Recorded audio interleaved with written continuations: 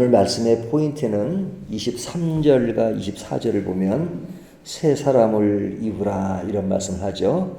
다시 한번 읽어보면요. 오직 너희의 심령이 새롭게 되어 하나님을 따라 의와 진리의 거룩함으로 지으심을 받은 새 사람을 입으라. 이 이야기가 오늘 본문의 핵심입니다. 새 사람을 입으라. 그러면 새 사람이 어떤 사람이냐? 말씀 그대로요. 심령이 새롭게 된 사람.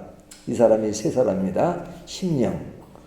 그리고 하나님을 따르는 사람이다. 이렇게 말하죠. 하나님을 따라 그러니까 하나님을 따르는 사람이고 의와 진리와 거룩함으로 지으심을 받은 사람이죠. 그러니까 예수를 믿고 하나님 안에서 예수 그리스도를 통해서 거듭난 사람. 이 사람이 새 사람입니다.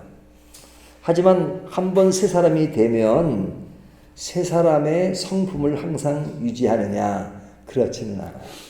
그러니까 새 사람이 되었다는 것은 완전히 그 존재 자체가 바뀐 거죠. 사람은 바뀌었지만 그가 가지고 있는 성품이 있어요. 그 성품이 그렇게 쉽게 바뀌지는 않죠.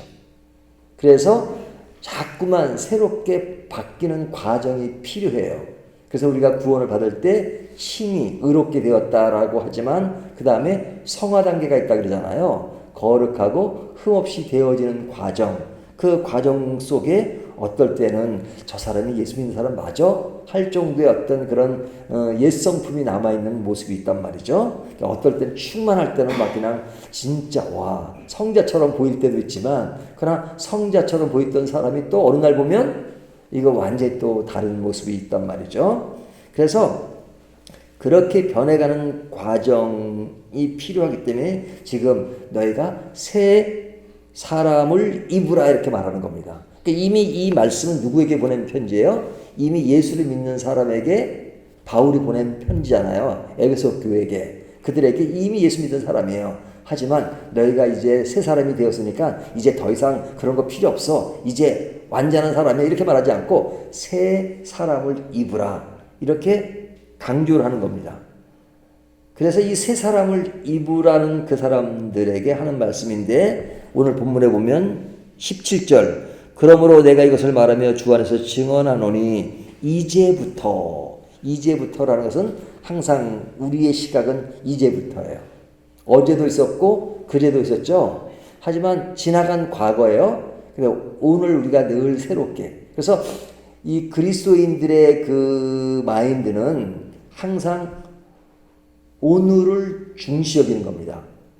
예수님께서 말씀하시기를 내일 일은 내일 염려할 것이요 오늘 일은 오늘에 족하니라. 과거에 있었던 일은 우리 추억이 되고 그것을 교훈 삼아서 미래를 만들어가는 것이 중요하지요. 그래서 역사가 있는 거잖아요. 그러나 지금 중요한 것은 지난 과거에 잘 믿었다거나 이런 것이 그냥 참고는 되지만 그 자체가 오늘을 보증하는 건 아니란 말이죠. 그래서 오늘 굉장히 중요해요. 그래서 오늘 하루가 내 인생의 마지막이라는 생각을 가지고 있어요. 그래서 기독교인의 종말과는 우리가 새벽 기도를 드리면 내일 또 다음 주 월요일 날 예배 드릴 거잖아요. 알잖아요. 하지만 생각은 오늘이 내 인생의 마지막 새벽 기도다. 이렇게 생각하는 겁니다. 그리고 월요일 주어지면 하나님도 새로운 날을 주었구나. 이렇게 생각하는 겁니다. 예배뿐만 아니라 오늘 집에 가서 아침 식사를 하실 때도 내 인생의 오늘이 마지막 식사다. 그런데 점심때가 주어지면 또 하나님의 은혜구나. 그래서 믿음의 사람은 늘 새로움, 시간마다 새롭고 초마다 새롭고 하루하루가 새로운 겁니다. 그래서 그 새로운 사람은 늘 뭘 생각하냐? 이제부터 새로운 시작이 이루어지는 겁니다.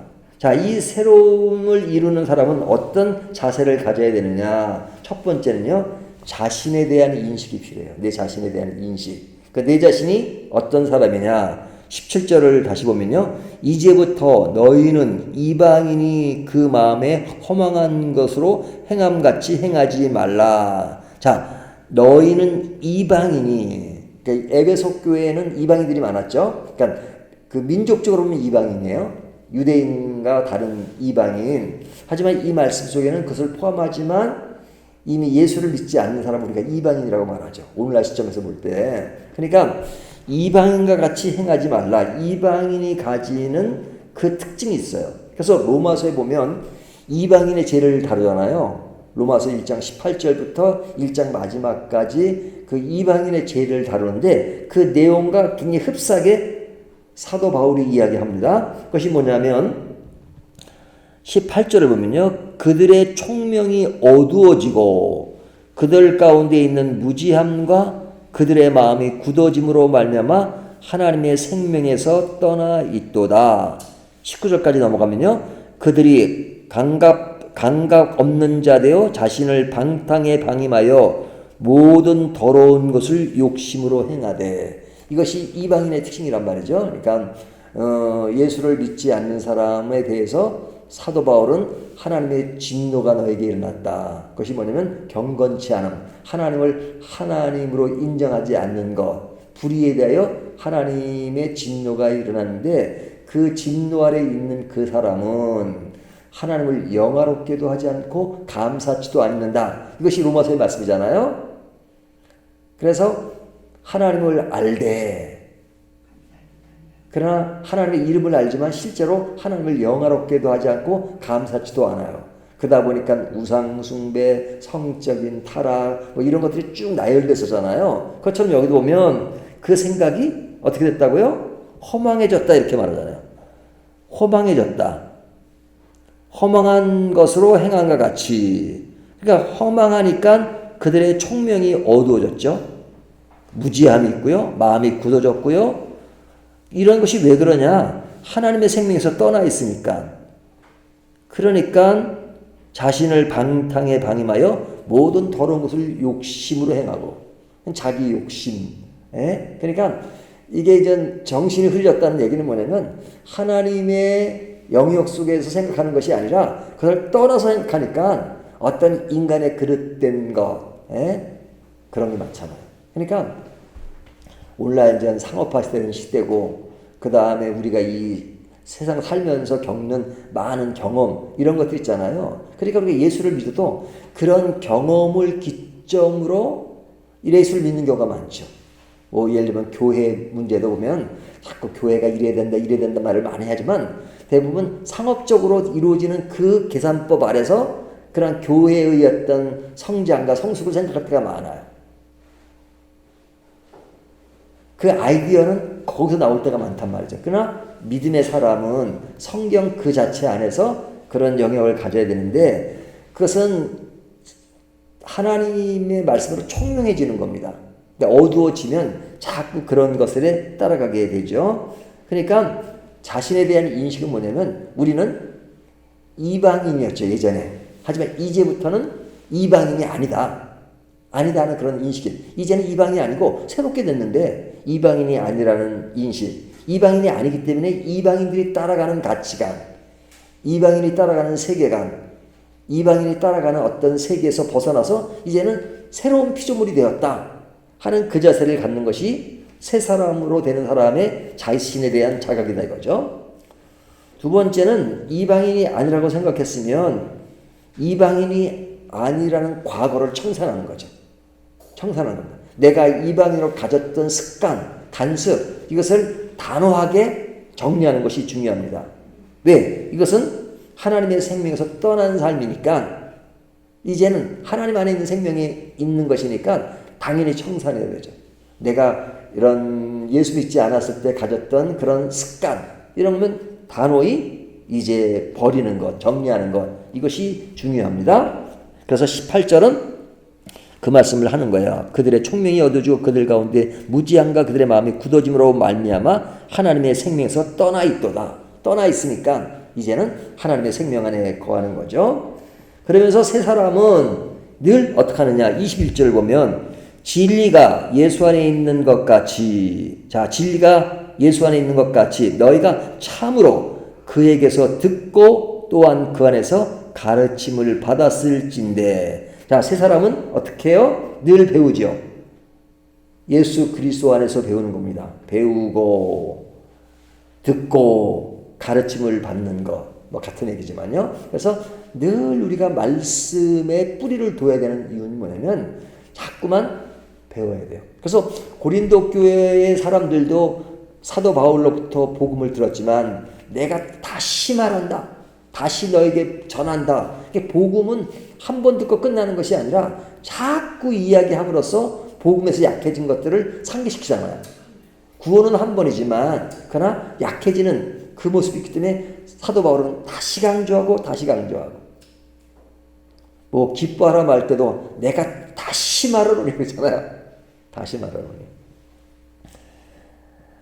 뿐만 아니라 새 사람은 옛 사람을 버리는 겁니다. 22절 너희는 유혹의 욕심을 따라 썩어져가는 구습을 따르는 옛 사람을 벗어버리고 조금 전에 이야기한 것처럼 구습을 따르는 옛 사람을 벗어버리고 당연히 옛 사람을 벗어버리는 것. 옛 사람의 그것은 썩어지는 것이니까 우리가 썩어지는 것에 목숨을 걸 때가 얼마나 많아요. 그렇죠? 우리가 바라고 소망하고 하는 것들이 다 썩어질 것인데 그 썩어질 것을 잡으려고 그렇게 애를 쓸 때가 많잖아요. 자, 정리하면 새 사람은 이제부터 이방인이 아니라 새로운 하나님의 백성인 것이다. 그것은 예수를 믿는 것이에요. 예수를 믿었다는 것은 새로운 것입니다. 새로운 것. 그러니까 새로운 곳에 들어있으니까 새로운 세계의 가치관을 따라가고 새로운 것을 따라가는 것이죠. 그러니까 나는 이제는 예수 안에 있지 예수 밖에 있는 것이 아니다 하는 분명한 인식을 가져야 합니다. 그래서 갈라디아서 보면 우리의 모습을 어떻게 이야기하냐면 이제는 종이 아니라 한 남자의 아내로 비유를 들죠. 그래서 처음에는 종이었어요. 어떤 집에 내가 이제 그 종으로 들어갔어요. 종으로 들어가니까 주인이 그냥 맨날 그냥 이거 해라 저거 해라. 그러니까 주인의 말을 따라서 이렇게 됩니까 저렇게 됩니까 눈치를 보고 그 다음에 다 해요. 그러면 또 일이 끝나면 또 종이지만 또 밥도 먹여주고 그 다음에 뭐 돈도 좀 주고 그런단 말이죠. 근데 그렇게 일했던 종이 그 주인이랑 사랑을 나누게 됐어요. 그리고 아내가 되었어요. 그럼 어떻게 돼요? 아내가 되는 순간부터 그렇게 노예처럼 뭘 주거나 그런 게 아니잖아요.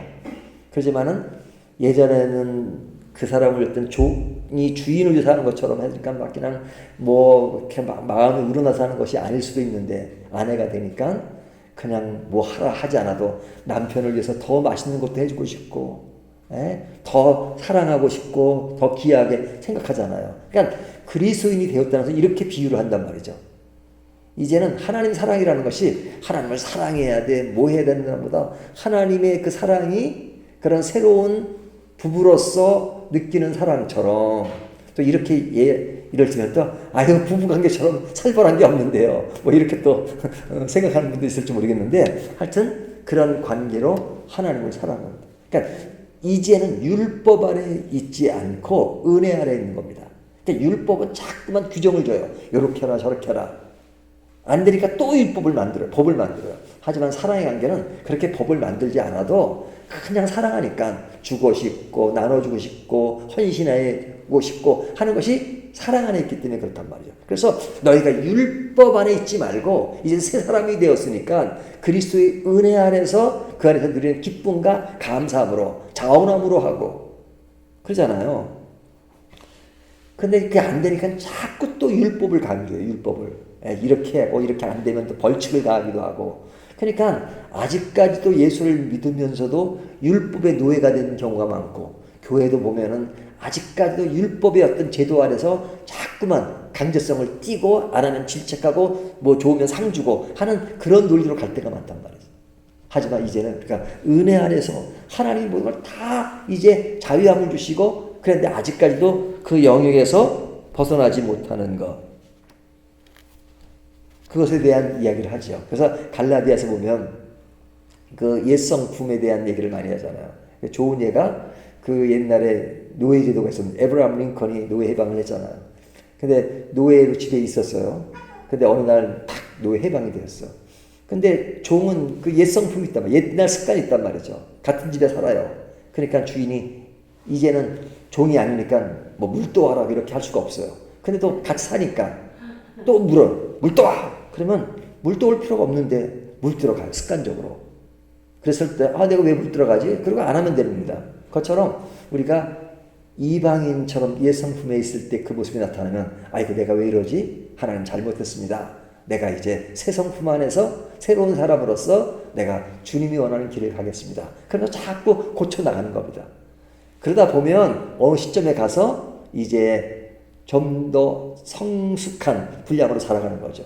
내가 예수를 믿은 지 뭐 40년, 50년이 됐는데도 옛 성품 그대로고 옛날보다 나아진 것이 없다. 그러면 좀 생각을 많이 해야 되죠.